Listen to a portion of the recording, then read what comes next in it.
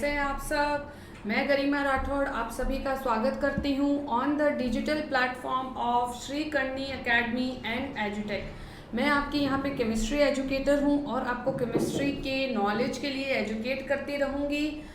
तो क्लास हम लोग स्टार्ट कर रहे हैं हमारे 12th केमिस्ट्री का one of the most important topic, जिसे हम संबंधित करेंगे हमारे बहुत इंटरेस्टिंग अच्छे से चैप्टर उपसहसंयोजक यौगिक से।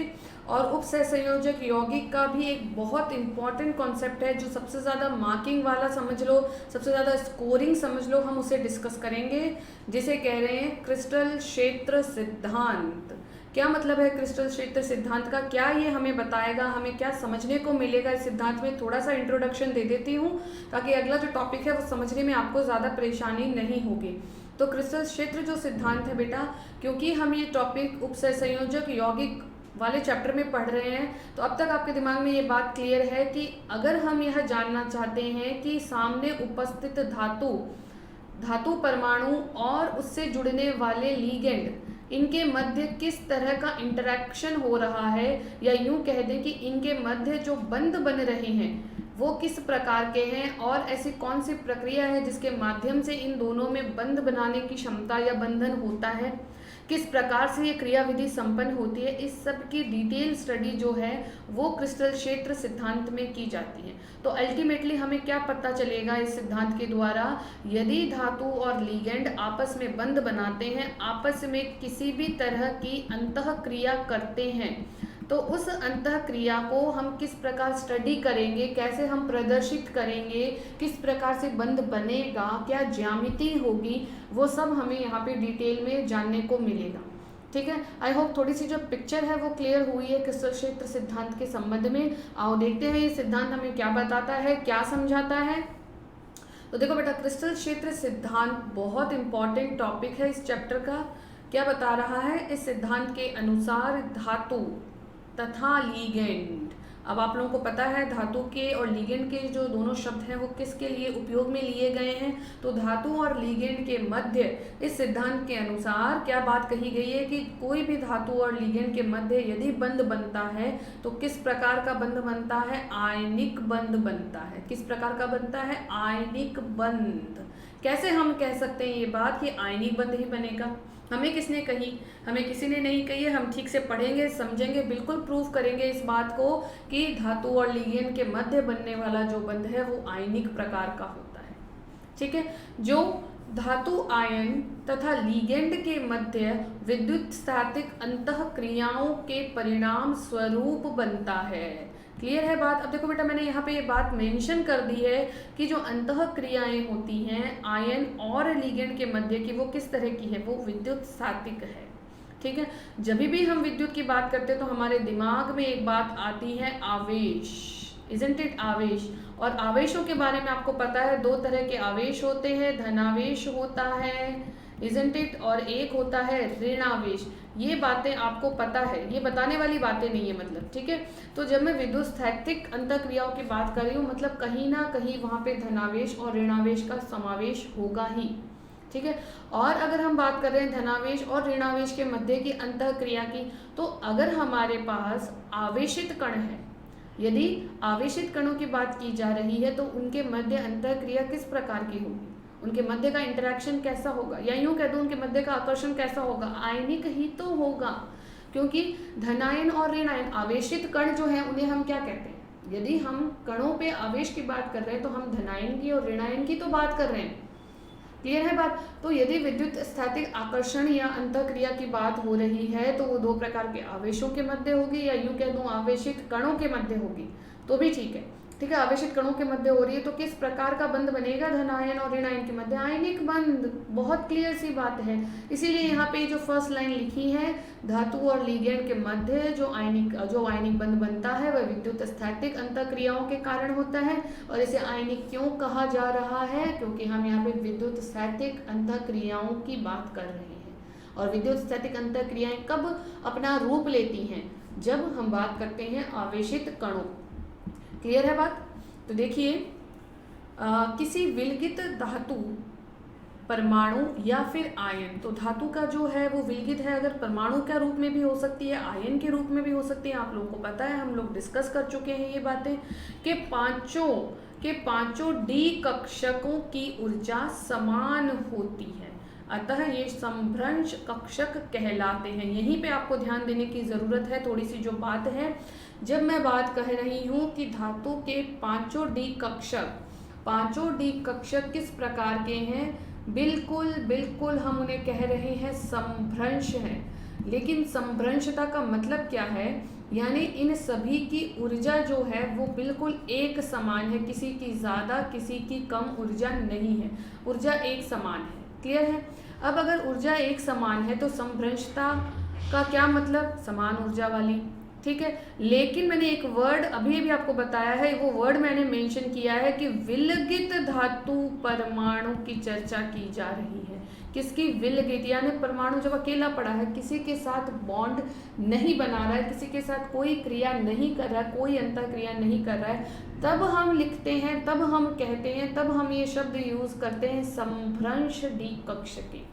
तो जब तक परमाणु, धातु परमाणु जो है वो अकेला पड़ा है, विलगित है, तब तक उसकी पांचों डी कक्षके जो हैं, आपको पता है टोटल नंबर ऑफ डी कक्षकों का कितना होता है, 5 होता है। पांचों डी कक्षकों की ऊर्जा जो है उनमें कोई डिफरेंस नहीं होता, सबकी ऊर्जा बराबर होती है, और इसलिए हम उन्हें क्या कहते हैं, समभ्रंश डी कक्षके कहते हैं। क्लियर है बात? ओके, आगे चेक करो। समभ्रंश कक्षकों का लीगेंड के कारण से भिन्न ऊर्जा स्तरों के समुच्चयों में विभाजन ही क्रिस्टल क्षेत्र सिद्धांत है। तो हम जिस सिद्धांत की बात कर रहे हैं, पहले उसका कॉन्सेप्ट समझ लो। जब तक इस कॉन्सेप्ट को नहीं समझोगे तब तक सिद्धांत को यूँ रीड कर लेना, देख लेना, ये काफ़ी नहीं होगा। तो हम इसमें डिस्कस क्या करने वाले हैं, क्या मतलब है, मेन कॉन्सेप्ट कहाँ पे दौड़ रहा है, किस बात के इर्द गिर्द घूम रहा है, ये आपको पता होना चाहिए। तो क्रिस्टल क्षेत्र सिद्धांत क्या कहता है, अभी देखो, सबसे पहला वर्ड है समभ्रंश डी कक्षक। समभ्रंशता का मतलब आपको बता दिया है। कब होगा समभ्रंश डी कक्षक? जब तक कि विलगित अवस्था में पड़ा है हमारा धातु परमाणु, तब तक की बात है। ठीक है, अब हम बात कर रहे हैं कि भाई ये जो समभ्रंशता है डी कक्षकों की, ये लीगेंड के कारण समाप्त हो जाती है। लीगेंड आपको पता है बंध बनाने के लिए अप्रोच करता है हमारे धातु परमाणु को, और इसी अंतःक्रिया के कारण हमें अलग अलग प्रकार के संकुल यौगिक प्राप्त होते हैं। कितने सारे एग्जाम्पल्स हमने पढ़े, तो उन सभी के प्राप्ति का कारण क्या है, लीगेंड और धातु के मध्य होने वाली अंतःक्रिया।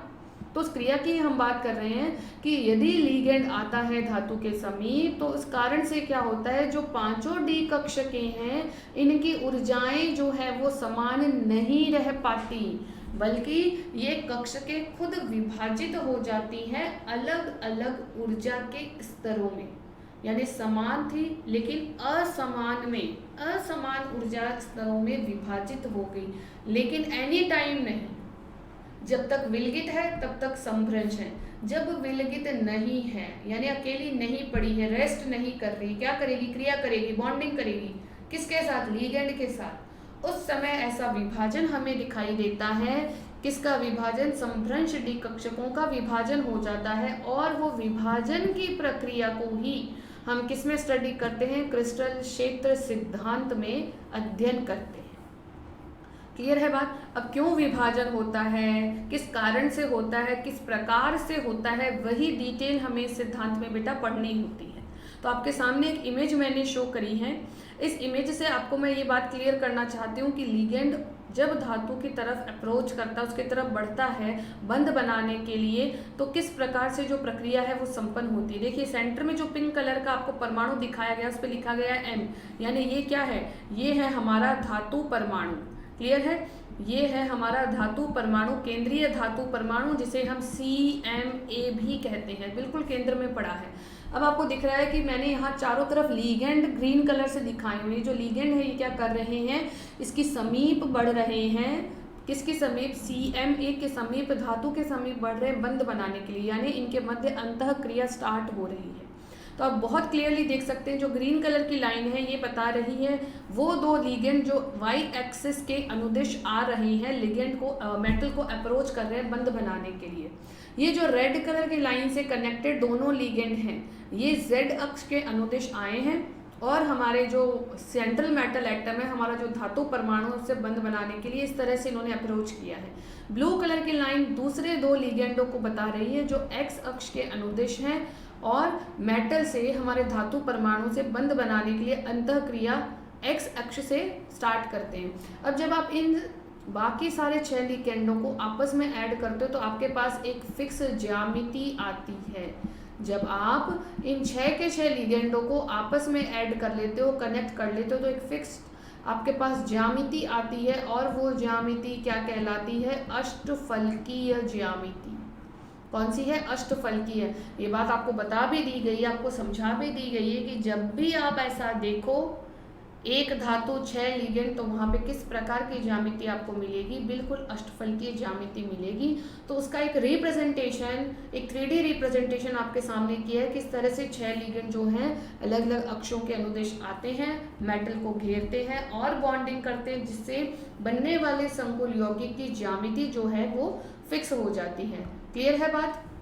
अब देखो जो मैंने अभी भी आपको पिक्चर दिखाई थी उसी के अकॉर्डिंग हम थोड़ा सा डिस्कस कर लेते हैं। कौन सा टॉपिक? अष्टफलकीय संकुल में क्रिस्टल क्षेत्र विपाटन। अब क्रिस्टल क्षेत्र का मतलब आपको समझ आ गया। विपाटन का मतलब कुछ नहीं, वियोजन ही है, विभक्तीकरण ही है, सेपरेशन ही है, कुछ नया नहीं है।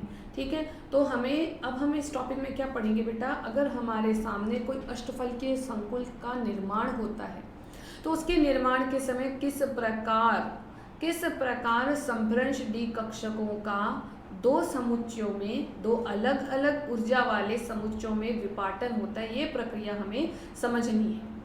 क्लियर है?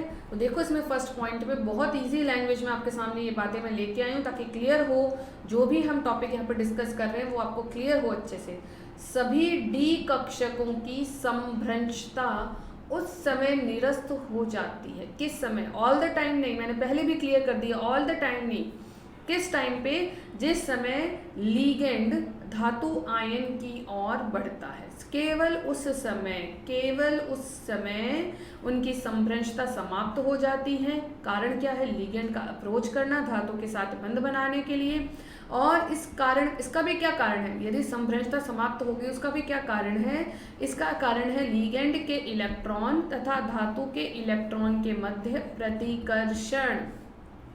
बिल्कुल सही बात, इस पॉइंट को आप समझ लो अच्छे से। अगर मैं कह रही हूँ कि लीगेंड धातु की तरफ बढ़ रहा है, अंतःक्रिया करनी है, बंध बनाना है, तो इस बात का मतलब क्या है कि लीगेंड जो है वो उसमें कुछ ना कुछ इलेक्ट्रॉन है। अब आप यूँ कहोगे कि मैम लीगेंड तो आवश्यक नहीं है कि हमेशा ऋणावेशित हो, कई बार उदासीन भी तो होता है।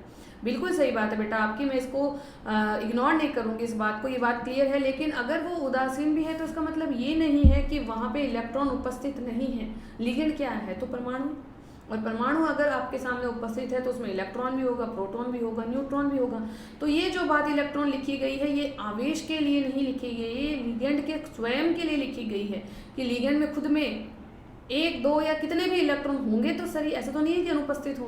तो उसके इलेक्ट्रॉन और धातु की तरफ जब वो बढ़ेगा तो धातु भी क्या है? धातु क्या है? वो भी तो परमाणु ही है।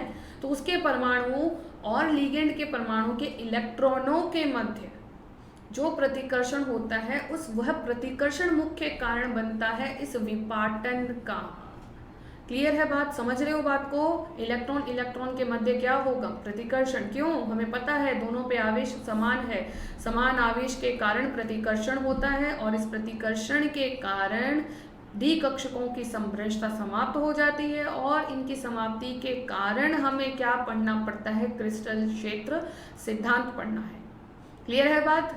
आइए आगे देखो। अतः संभ्रंश कक्षकें भिन्न ऊर्जा के 2 कक्षकों के समुच्चय में विभाजित हो जाती है। अब जो 5 थी, जो टोटल 5 डी कक्षक थी जिनको हम संभ्रंश कह रहे थे, उनकी संभ्रंशता खत्म। तो क्या कक्षकें खत्म? नहीं, कक्षकें अभी भी हैं, उनकी ऊर्जा में जो समरूपता थी वो खत्म हो गई है। उसकी जगह हमें क्या मिलता है? जो प्रतिकर्षण होता है उसके फलस्वरूप संभ्रष्टता तो निरस्त हो जाती है, लेकिन उसके कारण और नई क्या चीज़ हमें देखने को मिलती है कि जो पांचों डी कक्षकें हैं वो अलग अलग दो समुच्चयों में विभाजित हो गई है। दो अलग अलग ग्रुप बना लिए उन्होंने। एक ग्रुप ऐसा है जिसकी ऊर्जा टोटल डी कक्षकों से ज़्यादा है। एक ग्रुप ऐसा बन गया है, एक समुच्चय ऐसा निर्मित हो गया है जिसकी कुल ऊर्जा पांचों डी कक्षकों की ऊर्जा से कम है। तो दो अलग अलग ग्रुप बन गए, दो अलग अलग लेवल बन गए, दो अलग अलग समुच्चयों का निर्माण हो गया। लेकिन कब? जब लिगेंड अधातु की ओर अग्रसर होता है। एनी टाइम नहीं, विलगित अवस्था में ये बात लागू नहीं होगी। क्लियर है? तो निम्न ऊर्जा कक्षक समुच्चय मिलेगा एक हमें, और एक हमें उच्च ऊर्जा कक्षक वाला ग्रुप मिलेगा। तो जो निम्न ऊर्जा वाला ग्रुप हमें मिलेगा उसे एक स्पेसिफिक नाम दिया गया है कोऑर्डिनेशन केमिस्ट्री में, जिसे हम कहते हैं T2G। क्लियर? और उच्च ऊर्जा वाला जो समुच्चय हमें प्राप्त होता है उसे हम कहते हैं Eg। क्लियर है? तो T2G Eg किसका नाम है? किसका नाम है? ये कक्षकों, जो संभ्रंश डी कक्षकें थी उनका जो विपाटन हुआ है, उनके पृथक्कीकरण हुआ है अलग अलग समुच्चय में, जब वो डिवाइड हो गई तो उनके ग्रुप को, उनके समुच्चय को जो नया नाम दिया गया है वो बता रहा है हमें T2G और Eg। तो कुछ कक्षकें जिनकी ऊर्जा घट गई है, कम हो गई है, उस निम्न ऊर्जा वाले समुच्चय को तो हम कहते हैं T2G। कुछ कक्षकें ऐसी है जिनकी ऊर्जा नॉर्मल से ज़्यादा हो गई है, उस समुच्चय को हम क्या कहेंगे? उच्च ऊर्जा वाला समुच्चय। और उसे जो नाम दिया गया है वो कौन सा है? Eg। Eg नाम दिया गया है। क्लियर है? आई थिंक ये दोनों वर्ड अब क्लियर है। T2G और Eg किसके लिए यूज़ किए गए हैं, क्यों यूज़ किए गए हैं? Clear everything? ओके। अब देखो बेटा, ये जो इमेज आपको मैं दिखा रही हूँ, अभी जो मैं आपको शो कर रही हूँ वो रिलेटेड है with different configuration of d कक्षक। डी कक्षकों का जो अलग अलग विन्यास है उसकी इमेज आपको शो कर रही हूँ। इसके पीछे का भी एक कारण है, आपको ये विन्यास क्लियर होना चाहिए आपके दिमाग में, तभी आप क्रिस्टल क्षेत्र सिद्धांत का जो बेसिक कॉन्सेप्ट है उसको पढ़ तो लोगे, लेकिन उसके पीछे का जो रीज़न है, उसके पीछे का जो कॉन्सेप्ट है वो समझ में आएगा तभी, जब आप ये विन्यास अच्छे से समझ लेंगे। तो थोड़ा सा मैं आपको बताना चाहूँगी इससे रिलेटेड बात जो है। आपके सामने पांचों डी कक्षकें बताई गई हैं, 3D इमेजेस हैं, आप चेक करो। सबसे पहले इसकी बात करो DYZ की। जब हम इसकी बात करें तो हमें दिख रहा है कि ये जो दोनों पालियाँ हैं कक्षकों की, ये दोनों पालियाँ इस प्रकार विन्यासित है कि किसी भी एंगल से देखने पर ये X, Y और Z अक्ष के अनुदेश नहीं है, उनके बीच में है। इसको देख लो, ये y और z के बीच में, इसको देख लो, ऐसा लग रहा है कि ये z की तरफ है, लेकिन नहीं, ये पीछे की तरफ है, 3D इमेज है, तो ये z के बीच में है। जब आप इसे देखेंगे ध्यान से तो ये देखिए, ये वाली जो पाली है बिल्कुल क्लियरली आपको दिख रहा है x और y के मध्य से क्रॉस हो गई है, अक्ष के अनुदेश उस अक्ष पर नहीं है, उसके मध्य है। उसी तरह से ये वाली जो पाली है, ये z ऊपर और नीचे है, ये बीच में से पास हो गई है। क्लियर है? तो ये भी अक्ष के अनुदेश नहीं है। यहाँ देखोगे DXZ को तो भी आप सेम बात यहाँ पे पाओगे कि यहाँ पे अभी जो दोनों पालियाँ हैं डी कक्षक की, वो अक्ष के किसी भी अक्ष के अनुदेश नहीं है, न x के, न y के और ना ही z के। क्लियर है बात? जब आप यहाँ देखेंगे DZ² में और DX² Y² में, तब आपको थोड़ा सा अंतर मिलेगा। देखो अब डी कक्षक जो है वहाँ पे इसकी जो ये दोनों पालियाँ हैं DZ² की, ये Z अक्ष के अनुदिश है। तो मैं इसके लिए लिख सकती हूँ कि इसकी पाली जो है वो अक्ष के अनुदिश है। इसका विन्यास जो है उसके लिए हम कौन सी बात क्लियरली लिख सकते हैं कि DZ² जो है वो अक्ष के अनुदिश उपस्थित कक्षक है। यहाँ पर आप देखोगे तो आपको दिखेगा x, ये देखिए एक पाली ये और दूसरी ये, x अक्ष के अनुदिश, एक पाली ये, बिल्कुल एक पाली ये अक्ष के अनुदिश है। तो इस तरह से क्या कहा जा सकता है कि DX² Y² और Z² ये दोनों कक्षकें वे हैं जो अक्ष के अनुदिश होती हैं। ठीक है? और जब लीगेंड अक्ष के अनुदिश होकर अप्रोच करता है, उसके लीगेंड भी, उसके इलेक्ट्रॉन भी इस प्रकार हैं कि अक्ष के अनुदिश है उसकी पालियाँ, तब इन दोनों कक्षकों में अत्यधिक प्रतिकर्षण फील होता है। अगर अक्ष के मध्य उपस्थित हैं पालियाँ, जैसा इस केस में और यहाँ पर है, तब हमें प्रतिकर्षण मैक्सिमम मिलता है अक्ष के मध्य में। क्लियर है बात? तो ये विन्यास आपको क्या बता रहा है कि प्रतिकर्षण किस समय कहाँ पर ज़्यादा होगा। जहाँ ज़्यादा प्रतिकर्षण वहीं ज़्यादा ऊर्जा, जहाँ ज़्यादा प्रतिकर्षण वहीं ऊर्जा ज़्यादा होगी। और इस तरह से हमने जो ये बात पढ़ी है कि दो समुच्चों में विभाजन हो जाता है डी कक्षकों का, तो कौन सी कक्षकों की ऊर्जा ज़्यादा होगी और किसकी कम होगी ये आपको पता चलेगा प्रतिकर्षण से। प्रतिकर्षण जहाँ ज़्यादा वहाँ ऊर्जा भी ज़्यादा होगी। ये बात मैंने आपको अभी अभी क्लियर कर दी है। तो देखिए, इस प्रकार यह कहा जा सकता है कि लिगेंड के कारण संभ्रंश डी कक्षकों का विभाजन हो जाता है। आपको क्लियर की है। क्यों क्लियर की ये बात? आपको पहले इमेज दिखा दी डी कक्षकों की, ताकि आपको ये ध्यान रहे कि जो भी विभाजन हो रहा है उसके पीछे का मेन रीजन क्या है? प्रतिकर्षण, इलेक्ट्रॉन का प्रतिकर्षण। ये विभाजन ही क्या कहलाता है? क्रिस्टल क्षेत्र विपाटन कहलाता है। हमने जो पूरी बात डिस्कस करी है उसको हम क्या नाम देते हैं, किस नाम से जाना जाता है? क्रिस्टल क्षेत्र विपाटन के नाम से जाना जाता है। अष्टफलकीय संकुल हेतु यह ऊर्जा डेल ओ, डेल का मतलब है ऊर्जा का डिफरेंस, ओ का मतलब है ऑक्टाहीड्रल यानी अष्टफलकीय। तो डेल ओ जहाँ पर भी देखो बात दिमाग में क्लियर रखना, किसके लिए कहा गया है? अष्टफलकीय संकुल के ऊर्जा का विभाजन जो हुआ है पांचों कक्षकों में, उसे हम प्रदर्शित करते हैं डेल ओ से। अतः 2 ईजी कक्षकों की ऊर्जा 3/5 डेल ओ बढ़ जाती है और 3 T2G कक्षकों की ऊर्जा 2/5 डेल ओ घट जाती है। 2/5 का क्या मतलब है? टोटल 5 कक्षकों की ऊर्जा थी जिसमें से 2 की तो बढ़ गई, 3 की घट गई। तो ये इन्हें रिप्रेजेंट करने का एक तरीका है। क्लियर है? बात क्लियर है आई थिंक। तो इसी के साथ आज की क्लास जो है वो मैं एंड करती हूँ। कुछ टॉपिक्स हैं और अच्छे इंपॉर्टेंट, उनके साथ मैं मिलती हूँ आपसे नेक्स्ट क्लास में। Thanks for watching the video. Till then bye bye everyone.